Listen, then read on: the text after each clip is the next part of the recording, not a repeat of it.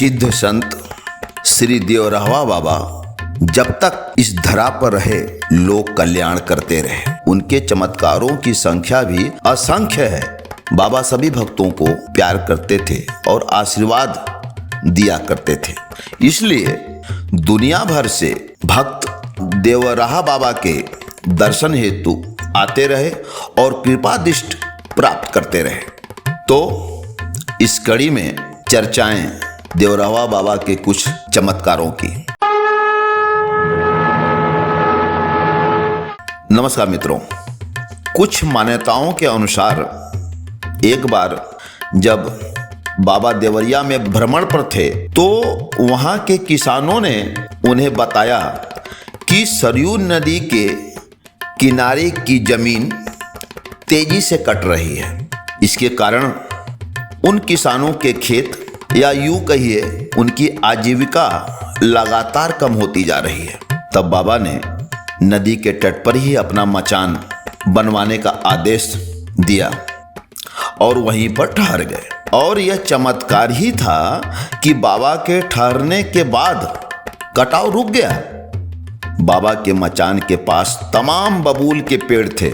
बबूल के पेड़ में कांटे होते हैं, लेकिन यह बाबा की महिमा ही है कि मचान के पास के जितने बबूल के वृक्ष हैं उसमें कांटे नहीं होते।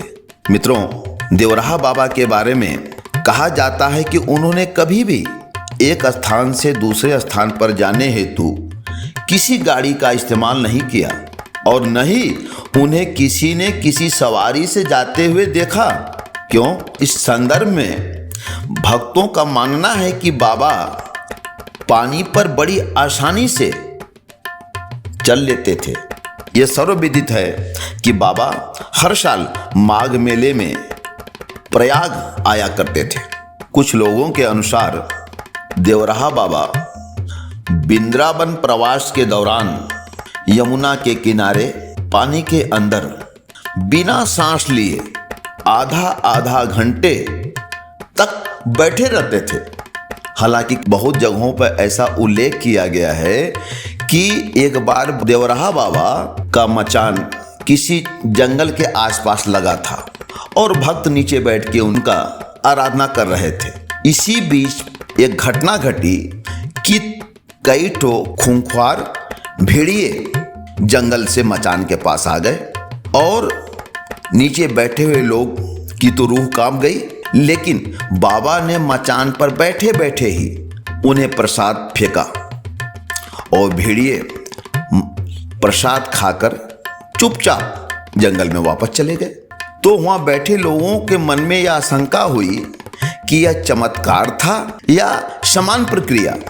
यह जानते ही देवरहा बाबा ने पता नहीं कैसे आदेश दिया कि वह भेड़िए पुनः वहां पर उपस्थित हो गए और दोबारा प्रसाद देने के बाद पुनः गायब हो गए। मित्रों, बाबा अपनी उम्र, तप और सिद्धियों के बारे में कभी कोई दावा नहीं करते थे, किंतु बाबा के आसपास हर तरह के लोगों की ऐसी भीड़ रही जो उनमें चमत्कार तलाशती रही। मित्रों, शेष चमत्कारों की बातें अब अगली कड़ी में। देवरहा बाबा के चरणों में कोट कोट नमन। हर हर महादेव मित्रों।